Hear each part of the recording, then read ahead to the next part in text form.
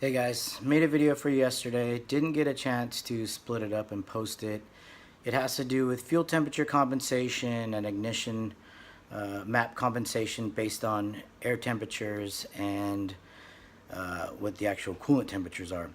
I'm going to put the full one on my YouTube so you don't have to swipe. And one of the things to remember is when you're tuning this stuff, if you're doing it, you always want to stay conservative too, especially if you don't have NOx sensors. And one of the reasons is some people don't realize how bad 91 goes and how quickly the octane goes down, and they'll put something in their car, not run for 6 months, blow it up, hurt it, something like that, never change the fuel and go for it. And some of you guys have probably had this happen to where the motor goes away, and that's usually why the fuel was bad. So if you've got any questions, send them to me.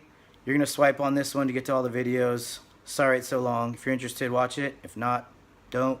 Please subscribe to my YouTube channel and like it. Alright, boys and girls, quick couple videos while I'm driving today. This will probably be over 60 seconds, so I'll split it for the IG and then I'll go ahead and put it on YouTube as well. So this has to do with temperature compensation for timing and fuel. When you're tuning an engine, you want to add more fuel when they're cold. It doesn't atomize as well, and you can add a little bit more timing.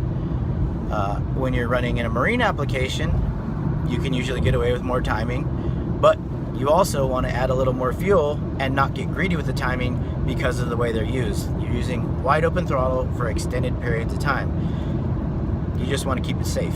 In the sand car side of things, I always tune for reliability and safety. I don't look for max effort in these deals. When you have a standalone, you usually have to fill out those temperature compensation tables, and we're getting to our 60-second mark. For IG swipe, if you're on YouTube, just keep watching. So when the engine's colder, you add a little bit more timing, help it start up, add a little more fuel, help it run, things like that. When the air temperature goes up, we'll pull timing, especially if we're octane limited, because we don't want to go over the threshold for knock. And air temperature is especially important in forced induction applications. So in forced induction apps, we might have a small intercooler, no intercooler, or extremely high temperatures just because it's 100+ degrees out there and they're running the dog shit out of these things. And those are very important. Once we get air temperatures that spike, usually over 120 to 150 degrees with an intercooler, we're out of the efficiency of the turbo, or we're just not getting enough airflow of the intercooler. But we want to make sure to add a little bit more fuel as a buffer, and we want to make sure to take out timing. So if you guys have issues where the car runs funny when it gets warm versus cold, it usually has to do with air temperature compensation. There's also another variable, swipe if you're on IG, keep going on YouTube, which is actually air density, and that's a whole nother explanation that if you guys want a video on air density, we can get into it. But I'm sure you guys know when it's cool out and the air is good, the car always runs better. So that's it for now. If I missed anything, go ahead and leave it in the comments. I'm doing 2 things at one time, probably 5 actually.